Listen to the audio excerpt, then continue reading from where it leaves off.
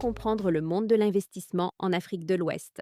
Ce podcast vous est présenté par DABA, la plateforme la plus complète pour investir dans les actions, obligations et portefeuilles gérés africains. Vous pouvez télécharger l'application DABA sur vos stores Google et Apple préférés. Aujourd'hui, nous sommes le mercredi 20 août 2025. Et on commence avec de bonnes nouvelles pour les investisseurs, car la séance du jour a été marquée par de solides performances de plusieurs valeurs phares, en particulier dans le secteur industriel et la consommation. Alors, que s'est-il passé sur les marchés? On va analyser ensemble les plus fortes hausses, les indices principaux et les mouvements du marché obligataire pour comprendre ce que tout cela veut dire pour vos investissements. D'abord, un mot sur les indices. Le BRVM Composite, qui regroupe l'ensemble des 47 sociétés cotées, a terminé à 317,30 points. C'est une légère baisse de 0,13% par rapport à la veille, mais l'indice reste en hausse de près de 15% depuis le début de l'année. Autrement dit, le marché reste sur une tendance haussière solide, malgré quelques prises de bénéfices à court terme. Du côté du BRVM 30, qui suit les 30 valeurs les plus liquides, l'indice s'est établi à 154,05 points, en recul très modéré de 0,06%. Là encore, la performance annuelle reste positive, à plus de 11% depuis janvier. Pour les investisseurs, cela veut dire que même si la séance du jour a connu des variations contrastées, le marché conserve un socle de confiance et de croissance. En revanche, très bonne dynamique sur l'indice BRVM Prestige, qui a progressé de 0,25% pour atteindre 131,71 points. Sur l'année, la progression est de près de 15%. Cela montre que les grandes capitalisations de qualité continuent d'attirer les investisseurs institutionnels comme individuels. Parlons maintenant des plus fortes hausses du jour, et elles sont impressionnantes. Air Liquide. Côte d'Ivoire a bondi de 7,27% pour clôturer à 590 francs CFA. Une telle hausse traduit un regain de confiance des investisseurs dans le secteur industriel. Pour ceux qui suivent de près cette valeur, cela signifie que la demande en produits industriels et médicaux continue de se renforcer. Dans l'agroalimentaire, Sucre Ivoire s'est envolé de 7,24% pour atteindre 1185 francs CFA. C'est un signe que les valeurs de consommation restent plébiscitées, soutenues par une demande locale robuste. Sur l'année, Sucre Ivoire affiche une progression spectaculaire de plus de 52%.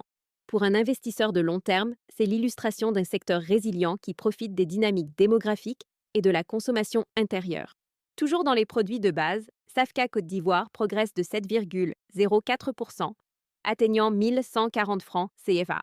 Sur un an, la valeur gagne plus de 58%. Là encore, un signal fort pour les portefeuilles cherchant de la croissance sur le marché local.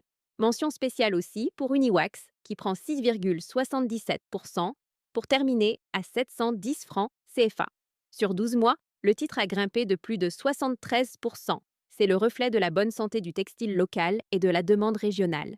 Enfin, Bernabé Côte d'Ivoire s'adjuge une hausse de 6,72%, clôturant à 1905 francs CFA, soit une progression annuelle de près de 79%. En résumé, les top performeurs du jour confirment une dynamique très positive dans l'industrie, l'agroalimentaire et la consommation discrétionnaire. Pour les investisseurs, ce sont des opportunités concrètes de diversification, avec des rendements solides sur des secteurs en croissance. Passons maintenant aux baisses notables, car elles font aussi partie de l'équilibre du marché. Solibra Côte d'Ivoire a reculé de 5,06%, terminant à 17 655 francs CFA. Même si la valeur reste en progression de plus de 36% depuis janvier, cette correction traduit peut-être un effet de prise de bénéfices après une longue série haussière. Autre baisse marquante, la compagnie ivoirienne d'électricité, CIE, a perdu 1,86% pour s'installer à 2110 francs CFA. Sur un an, l'action reste en baisse de près de 4%. Cette performance rappelle aux investisseurs que les services publics, même stables, ne sont pas à l'abri des pressions réglementaires et opérationnelles. Orange Côte d'Ivoire a également reculé de 1,70% à 14 450 francs CFA. Le titre reste dans le rouge sur 12 mois, avec une perte de 17%. Pour les investisseurs, c'est un signal de prudence. Le secteur télécom traverse une phase de transition, entre besoins d'investissement élevés et pression sur les marges. Enfin, BC. Côte d'Ivoire a cédé 0,92% à 16 150 francs CFA, tandis que NSIA Bank a baissé de 0,89% à 9 515 francs CFA. Cela reste toutefois marginal dans un secteur bancaire globalement porteur. Si on regarde maintenant les secteurs, on voit de belles tendances. Le secteur de la consommation discrétionnaire a progressé de 0,94%, celui des services financiers de 0,74% et l'industrie de 0,88%. Ces trois secteurs confirment leur rôle de moteur de croissance sur la BRVM. Pour les investisseurs, cela veut dire que la diversification sectorielle reste essentielle pour capter les meilleures opportunités. Parlons maintenant du marché obligataire, qui a été très animé aujourd'hui. Le volume échangé a bondi à plus de 31 000 titres, pour une valeur totale transigée de 163 910 577 francs CFA. C'est une progression spectaculaire de plus de 4 000% par rapport à la veille. C'est un signal fort. Les investisseurs institutionnels, mais aussi les épargnants avisés, se tournent vers les obligations pour sécuriser leurs placements avec des rendements stables. On a observé des transactions sur plusieurs maturités, notamment les 10 ans et les 8 ans, émises par le Mali, le Sénégal et le Niger. Pour un investisseur, cela signifie qu'il y a une demande accrue pour la dette souveraine régionale, perçue comme un placement de confiance à long terme.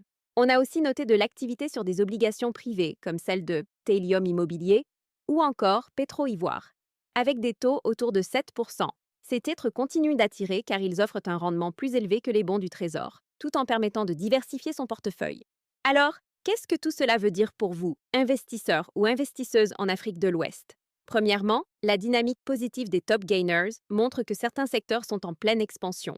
Industrie, agroalimentaire et textile. Si vous cherchez de la croissance, ces titres méritent toute votre attention. Deuxièmement, les corrections observées sur Solibra, Orange et la CIE rappellent qu'il est important de gérer ses risques et de diversifier ses placements. Enfin, le marché obligataire confirme sa solidité et attire de plus en plus de capitaux, preuve que les investisseurs voient dans la région une opportunité de stabilité à long terme. Et pour aller plus loin, n'oubliez pas que Daba Pro est là pour vous accompagner. Avec notre abonnement Premium, vous recevez chaque semaine des recommandations personnalisées, des analyses détaillées sur les titres en bourse et vous bénéficiez de frais réduits pour investir. Avec Daba Pro, vous ne vous contentez pas de suivre les marchés, vous les devancez. C'est tout pour cet épisode. Merci d'avoir écouté le podcast Parlons Marché. On se retrouve demain pour un nouveau résumé. Si cet épisode vous a plu, laissez-nous une note, abonnez-vous et partagez autour de vous. Petit rappel, ces informations sont à but éducatif uniquement. Faites toujours vos propres recherches ou consultez un conseiller financier avant toute décision d'investissement. Et téléchargez l'application DABA pour commencer à investir dans les actions, obligations et portefeuilles gérés africains et accéder à d'autres contenus utiles. D'ici là, continuez d'apprendre et de faire croître votre intelligence financière.